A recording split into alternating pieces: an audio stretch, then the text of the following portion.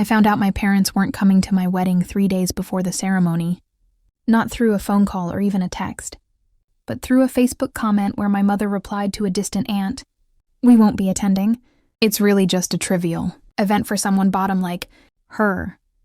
I remember staring at the screen, rereading that sentence over and over, feeling like my chest had been hollowed out with a spoon, bottom, trivial, my wedding. The day I had been counting down to for years. I had already printed the programs. I had already picked the music. I had already cried over my dress in the mirror. And my own parents had just publicly announced that I wasn't worth showing up for. So tell me, honestly, before you hear the rest of this mess, was I wrong for what I did next? For most of my life, I'd been the bottom one in my family, even before my mother put the word out there like that. I was the younger daughter, the quieter one, the one who didn't sparkle at family gatherings the way my older sister did. My sister Lara was everything my parents understood and valued. She was loud, confident, beautiful in a way that demanded attention. She married young, married well, and gave my parents their first grandchild before I'd even finished university. Every achievement of hers was framed and hung up like a trophy. Every mistake of mine was treated like proof of some fundamental flaw in my character. Growing up, I learned early that love in our house was conditional. You earned it by performing correctly. I don't think my parents ever set out to be cruel. I think they just decided somewhere along the way that I was the disappointment and built their expectations around that. When I got into a decent college, my mother said, "Well, let's see if you can actually finish." When I finished, she said, "A degree doesn't mean much these days."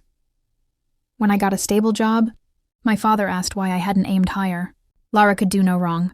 I could do nothing right, so I learned to keep my head down, to accept scraps of approval, to tell myself that one day, if I did something big enough, something undeniable, they would finally look at me the way they looked at her. Meeting my fiancé, Adam, was the first time I felt truly chosen. He didn't see me as someone lesser. He saw me as funny, thoughtful, strong in ways that didn't involve being loud. He listened when I talked. He defended me when my parents made little digs at family dinners. When he proposed, it wasn't some flashy Instagram perfect moment. It was quiet and sincere and us. I cried so hard I couldn't even answer him at first. For the first time in my life, I felt like I was building something that was mine, not something I had to prove. Planning the wedding, though, dragged all my old wounds right back to the surface. My parents barely engaged. My mother complained about every decision, from the guest list to the color of the napkins, even though she wasn't paying for any of it. Adam and I were funding the wedding ourselves, saving for years, cutting corners, choosing meaning over extravagance. Lara's wedding, years earlier, had been a massive affair my parents bragged about to this day. Mine, in their eyes, was small, modest, and therefore unimportant. Still, I invited them. Of course I did. I sent them a beautiful invitation with a handwritten note, telling them how much it would mean to me to have them there. My mother called me after she received it and said, "We'll see. It depends." Depends on what, she didn't say. For months. Every time I asked if they'd booked their hotel or needed help with travel, she brushed me off. "It's too early. We're busy. We'll talk later." Told myself not to read into it. I told myself they'd show up. They always showed up for Lara. Then came that Facebook comment. I wasn't even supposed to see it. A friend messaged me with a screenshot and a simple, "I'm so sorry." That's how I found out. No call, no explanation, just public dismissal. I remember feeling embarrassed on top of everything else, like my humiliation was being shared for entertainment. I called my mother immediately. She didn't answer. I called my father, straight to voicemail. I left a message I barely remember, my voice shaking, asking what was going on, begging them to talk to me. When my mother finally called back hours later, she sounded annoyed, like I'd interrupted her day. I asked her why she'd said that, why they weren't coming. She sighed dramatically and said, "You're overreacting. It's just a wedding. For someone like you, it's not that important. You're not exactly starting a dynasty." She actually laughed. She told me they didn't want to waste time and money on something so trivial when they had real priorities. I asked her if she realized how much that hurt me. She said, "You're too sensitive. This is why you're bottom. You always make things bigger than they are." I hung up the phone and sat on the kitchen floor, sobbing, while Adam held me. I felt like a little kid again, desperate for approval that was never going to come.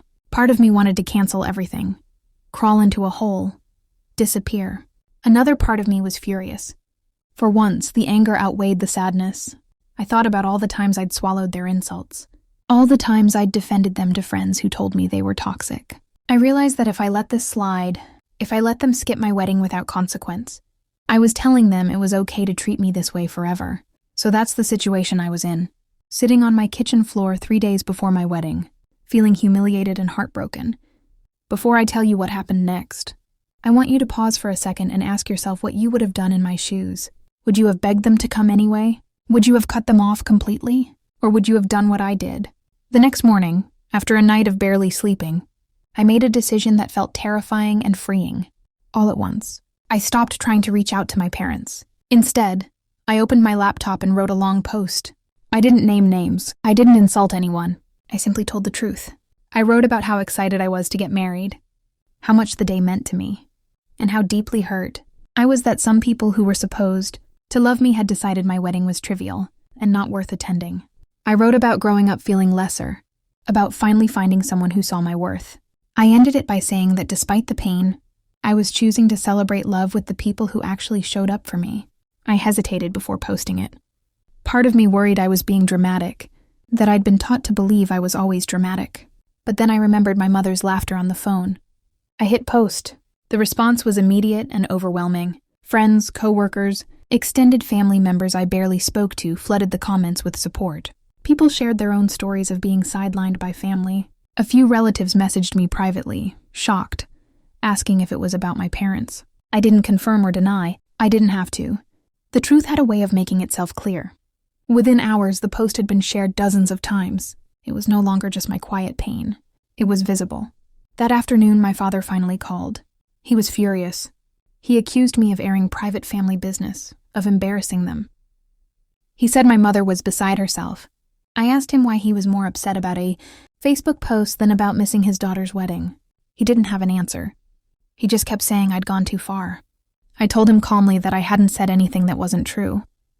If they were ashamed of how it sounded, maybe they should think about why.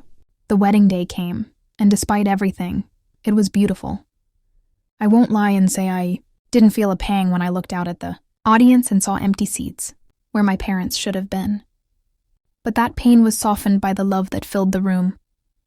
Friends flew in from out of town.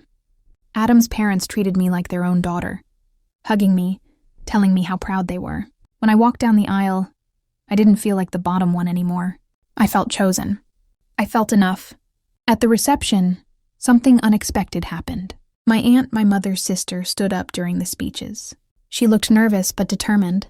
She said she wanted to say something unscripted. She talked about watching me grow up, about how kind and resilient I was. Then she said plainly that she was ashamed of how my parents had treated me and that she was proud to be there for me when they weren't. The room went silent, then erupted in applause. I cried through the rest of the night, but they were different tears. They were cleansing. After the wedding, the fallout was intense. My parents didn't speak to me for weeks.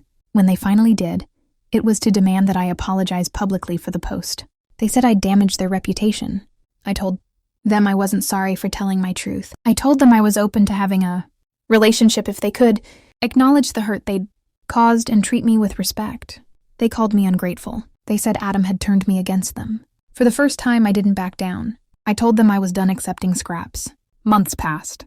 Some family members took their side. Others quietly drifted closer to me. Lara, interestingly, stayed out of it at first. Then one day she called me. She sounded unsure, like she was stepping onto unfamiliar ground. She told me she'd seen the post, that she'd talked to our parents, and that for the first time, she was starting to see what I'd been dealing with all these years.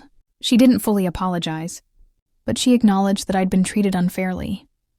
It wasn't a perfect moment, but it was something. As for my parents, our relationship is distant now.